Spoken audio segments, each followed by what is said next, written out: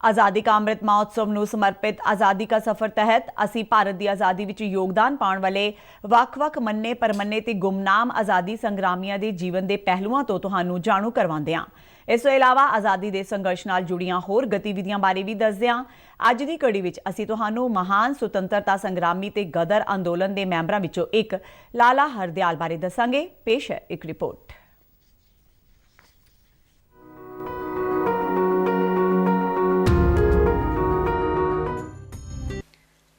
ਅੱਜ ਮਹਾਨ ਸੁਤੰਤਰਤਾ ਸੰਗਰਾਮੀ ਅਤੇ ਗਦਰ ਅੰਦੋਲਨ ਦੇ ਮੈਂਬਰਾਂ ਵਿੱਚੋਂ ਇੱਕ ਲਾਲਾ ਹਰਦਿਆਲ ਦੀ ਜਯੰਤੀ ਹੈ।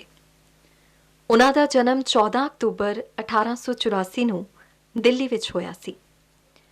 ਪੜ੍ਹਾਈ ਵਿੱਚ ਡੂੰਘੀ ਦਿਲਚਸਪੀ ਰੱਖਣ ਵਾਲੇ ਨੌਜਵਾਨ ਹਰਦਿਆਲ ਨੇ ਇੰਡੀਅਨ ਸਿਵਲ ਸਰਵਿਸ ਵਿੱਚ ਕੈਰੀਅਰ ਨੂੰ ਠੁਕਰਾ ਦਿੱਤਾ ਸੀ।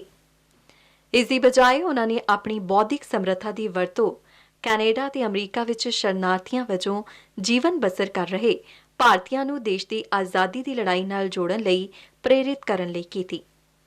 ਉਹ ਸ਼ਾਮਜੀ ਕ੍ਰਿਸ਼ਨ ਵਰਮਾ ਅਤੇ ਭੀਕਾਜੀ ਕਾਮਾ ਦੇ ਸਹਿਯੋਗੀ ਸਨ। ਲਾਲਾ ਹਰਦਿਆਲ ਨੇ ਕੈਂਬਰਿਜ ਮਿਸ਼ਨ ਸਕੂਲ ਵਿੱਚ ਸਿੱਖਿਆ ਹਾਸਲ ਕੀਤੀ ਅਤੇ ਦਿੱਲੀ ਦੇ ਸੇਂਟ ਸਟੀਫਨਸ ਕਾਲਜ ਤੋਂ ਸੰਸਕ੍ਰਿਤ ਵਿੱਚ BA ਦੀ ਡਿਗਰੀ ਹਾਸਲ ਕੀਤੀ। 1905 ਵਿੱਚ ਉਹਨਾਂ ਨੂੰ ਸੰਸਕ੍ਰਿਤ ਵਿੱਚ ਉਚੇਰੀ ਸਿੱਖਿਆ ਲਈ ਆਕਸਫੋਰਡ ਯੂਨੀਵਰਸਿਟੀ ਤੋਂ 2 ਵਜ਼ੀਫੇ ਮਿਲੇ। ਹਾਲਾਂਕਿ 1907 ਵਿੱਚ ਪ੍ਰਕਾਸ਼ਿਤ ਦਾ ਇੰਡੀਅਨ ਸੋਸ਼ਲਿਸਟ ਪੱਤਰ ਵਿੱਚ ਤਰਕ ਦਿੰਦੇ ਹੋਏ ਉਹਨਾਂ ਨੇ ਅਰਾਜਕ ਵਿਚਾਰਾਂ ਦੀ ਖੋਜ ਸ਼ੁਰੂ ਕੀਤੀ ਅਤੇ ਕਿਹਾ ਕਿ ਸਾਡਾ ਮੰਤਵ ਸਰਕਾਰ ਵਿੱਚ ਸੁਧਾਰ ਨਹੀਂ, ਸਗੋਂ ਸੁਧਾਰਾਂ ਨੂੰ ਪਰੇ ਰੱਖ ਕੇ ਲੋੜ ਹੋਵੇ ਤਾਂ ਇਸ ਦੀ ਹੋਂਦ ਦੇ ਨਾਮਾਤਰ ਅਵਸ਼ੇਸ਼ ਹੀ ਛੱਡਣਾ ਹੈ। ਇਸ ਪੱਤਰ ਨੇ ਉਹਨਾਂ ਨੂੰ ਪੁਲਿਸ ਦੀ ਨਿਗਰਾਨੀ ਦੀ ਰਡਾਰ ਤੇ ਲਿਆ ਦਿੱਤਾ। ਬਾਅਦ ਵਿੱਚ ਉਸੇ ਸਾਲ ਉਹਨਾਂ ਨੇ ਆਕਸਫੋਰਡ ਦੇ ਵਕਾਰੀ ਵਜ਼ੀਫੇ ਛੱਡ ਦਿੱਤੇ ਅਤੇ 1908 ਵਿੱਚ ਭਾਰਤ ਪਰਤ ਆਏ। ਪਰ ਭਾਰਤ ਵਿੱਚ ਵੀ ਉਹਨਾਂ ਨੇ ਪ੍ਰਸਿੱਧ ਅਖਬਾਰਾਂ ਵਿੱਚ ਕਰੜੇ ਲੇਖ ਲਿਖਣੇ ਸ਼ੁਰੂ ਕਰ ਦਿੱਤੇ, ਜਿਸ ਦੇ ਚੱਲਦਿਆਂ ਬਰਤਾਨਵੀ ਸਰਕਾਰ ਨੇ ਉਹਨਾਂ ਦੇ ਕੰਮਾਂ ਨੂੰ ਸੈਂਸਰ ਕਰਨ ਦਾ ਫੈਸਲਾ ਲਿਆ। ਲਾਲਾ ਲਾਜਪਤ ਰਾਏ ਨੇ ਉਹਨਾਂ ਨੂੰ ਭਾਰਤ ਛੱਡਣ ਅਤੇ ਵਿਦੇਸ਼ ਜਾਣ ਦੀ ਸਲਾਹ ਦਿੱਤੀ। ਲਾਲਾ ਹਰਦਿਆਲ ਨੇ ਆਪਣੀ ਫਰਾਂਸ ਅਤੇ ਜਰਮਨ ਦੀ ਯਾਤਰਾ ਦੌਰਾਨ ਬਰਤਾਨੀਆ ਵਿਰੋਧੀ ਪ੍ਰਚਾਰ ਕੀਤਾ।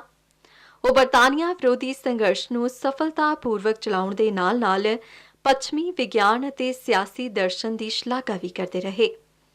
1911 ਵਿੱਚ ਉਹ ਅਮਰੀਕਾ ਪੁੱਜ ਗਏ, ਜਿੱਥੇ ਉਹ ਸਨਅਤੀ ਸੰਗਠਨਾਂ ਨਾਲ ਜੁੜ ਗਏ। 23 ਦਸੰਬਰ 1911 ਨੂੰ ਭਾਰਤ ਵਿੱਚ ਵਾਇਸਰਾਏ ਲਾਰਡ ਹੋਰਡਿੰਗਸ ਦੀ ਹੱਤਿਆ ਲਈ ਬਸੰਤ ਕੁਮਾਰ ਬਿਸ਼ਵਾਸ ਵੱਲੋਂ ਕੀਤੇ ਗਏ ਯਤਨ ਨੇ ਲਾਲਾ ਹਰਦਿਆਲ ਤੇ ਗਹਿਰਾ ਅਸਰ ਛੱਡਿਆ। ਹਰਦਿਆਲ ਦੇ ਮਾਰਗਦਰਸ਼ਨ ਵਿੱਚ 1 ਨਵੰਬਰ 1913 ਨੂੰ ਗਦਰ ਪਾਰਟੀ ਦੀ ਸਥਾਪਨਾ ਹੋਈ।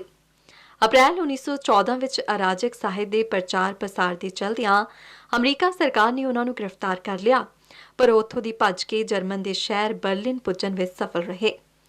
ਬਰਲਿਨ ਵਿੱਚ ਉਹਨਾਂ ਨੇ ਬਰਲਿਨ ਕਮਿਊਨਿਟੀ ਦੇ ਗਠਨ ਵਿੱਚ ਸਹਿਯੋਗ ਕੀਤਾ ਅਤੇ ਅੰਗਰੇਜ਼ਾਂ ਨਾਲ ਲੜਾਈ ਦੇ ਲਈ ਜਰਮਨ ਇੰਟੈਲੀਜੈਂਸ ਬਿਊਰੋ ਦੀ ਸਹਾਇਤਾ ਕੀਤੀ। ਭਾਰਤੀ ਡਾਕ ਵਿਭਾਗ ਨੇ 1987 ਵਿੱਚ ਲਾਲਾ ਹਰਦਿਆਲ ਦੇ ਸਨਮਾਨ ਵਿੱਚ ਇੱਕ ਡਾਕ ਟਿਕਟ ਜਾਰੀ ਕੀਤੀ। ਮਹਾਨ ਸੁਤੰਤਰਤਾ ਸੰਗਰਾਮੀ ਲਾਲਾ ਹਰਦਿਆਲ ਨੂੰ ਨਮਨ। जन्मभूमि है हमारी, शान से कहेंगे हम, सब ही तो भाई भाई प्यार से रहेंगे हम। ਅੱਜ ਸੁਤੰਤਰਤਾ ਸੰਗਰਾਮੀ ਅਤੇ ਉਰਦੂ ਸ਼ਾਇਰ ਸੈਯਦ ਫਜ਼ਲ ਉਲ ਹਸਨ ਦੀ ਜਯੰਤੀ ਵੀ ਹੈ। ਉਹਨਾਂ ਨੂੰ ਹਸਰਤ ਮੋਹਾਨੀ ਦੇ ਨਾਂ ਨਾਲ ਵੀ ਜਾਣਿਆ ਜਾਂਦਾ ਹੈ। ਉਹਨਾਂ ਨੇ 1901 ਵਿੱਚ ਆਜ਼ਾਦੀ ਲਈ ਇਨਕਲਾਬ ਜ਼ਿੰਦਾਬਾਦ ਦਾ ਨਾਰਾ ਦਿੱਤਾ ਸੀ। इनकलाब एक लड़ाई है जुल्म और नाइंसाफी के खिलाफ। इनकलाब एक हथियार है आदमी पर आदमी का शोषण रोकने के लिए। इनकलाब एक ऐलान है देश के नौजवानों को एकजुट करने। ਹਸਰਤ ਮੋਹਾਨੀ ਦਾ ਜਨਮ 14 ਅਕਤੂਬਰ 1875 ਨੂੰ ਉੱਤਰ ਪ੍ਰਦੇਸ਼ ਦੇ ਉਨਾਵ ਜ਼ਿਲ੍ਹੇ ਵਿੱਚ ਹੋਇਆ ਸੀ। ਉਹਨਾਂ ਨੇ ਸਵਾਮੀ ਕੁਮਾਰਾਨੰਦ ਦੇ ਨਾਲ 1921 ਵਿੱਚ ਇੰਡੀਅਨ ਨੈਸ਼ਨਲ ਕਾਂਗਰਸ ਦੇ ਅਹਿਮਦਾਬਾਦ ਇਜਲਾਸ ਦੌਰਾਨ ਭਾਰਤ ਦੀ ਸੰਪੂਰਨ ਆਜ਼ਾਦੀ ਦੀ ਮੰਗ ਸਭ ਤੋਂ ਪਹਿਲਾਂ ਕੀਤੀ ਸੀ। ਹਸਰਤ ਮੋਹਾਨੀ ਨੇ ਭਾਰਤ ਦੀ ਆਜ਼ਾਦੀ ਦੀ ਲੜਾਈ ਵਿੱਚ ਹਿੱਸਾ ਲਿਆ ਅਤੇ 1903 ਵਿੱਚ ਕਈ ਸਾਲਾਂ ਲਈ ਜੇਲ੍ਹ ਵਿੱਚ ਭੇਜ ਦਿੱਤੇ ਗਏ। ਉਹ ਕਈ ਸਾਲ ਤੱਕ ਕਾਂਗਰਸ ਦੇ ਮੈਂਬਰ ਰਹੇ। ਮੋਹਾਨੀ ਆਲ ਇੰਡੀਆ ਮੁਸਲਿਮ ਲੀਗ ਨਾਲ ਵੀ ਜੁੜੇ ਰਹੇ ਅਤੇ 1919 ਵਿੱਚ ਇਸ ਦੇ ਮੁਖੀ ਰਹੇ। ਉਹ ਭਾਰਤ ਦੀ ਵੰਡ ਦੇ ਵਿਰੋਧੀ ਸਨ। 3 ਜੂਨ 1947 ਨੂੰ ਵੰਡ ਦੀ ਯੋਜਨਾ ਦੀ ਘੋਸ਼ਣਾ ਤੋਂ ਬਾਅਦ ਮੋਹਾਨੀ ਨੇ ਆਲ ਇੰਡੀਆ ਮੁਸਲਿਮ ਲੀਗ ਦੀ ਮੈਂਬਰਸ਼ਿਪ ਛੱਡ ਦਿੱਤੀ। ਜਦੋਂ ਦੇਸ਼ ਦੀ ਵੰਡ ਹੋਈ ਤਾਂ ਉਹਨਾਂ ਨੇ ਆਜ਼ਾਦ ਭਾਰਤ ਵਿੱਚ ਰਹਿਣ ਦਾ ਬਦਲ ਚੁਣਿਆ। ਮੋਹਾਨੀ ਭਾਰਤ ਦੀ ਸੰਵਿਧਾਨ ਸਭਾ ਦੇ ਮੈਂਬਰ ਬਣੇ, ਪਰ ਕੋਈ ਸਰਕਾਰੀ ਭੱਤਾ ਨਹੀਂ ਲਿਆ ਅਤੇ ਕਦੀ ਵੀ ਸਰਕਾਰੀ ਰਿਹਾਇਸ਼ ਵਿੱਚ ਨਹੀਂ ਰਹੇ। ਇਸ ਦੀ ਬਜਾਏ ਉਹ ਮਸਜਿਦਾਂ ਵਿੱਚ ਠਹਿਰਦੇ ਸਨ ਅਤੇ ਹੋਰਨਾਂ ਸਵਾਰੀਆਂ ਨਾਲ ਬੈਠ ਕੇ ਟਾਂਗੇ ਤੇ ਸੰਸਦ ਜਾਂਦੇ ਸਨ।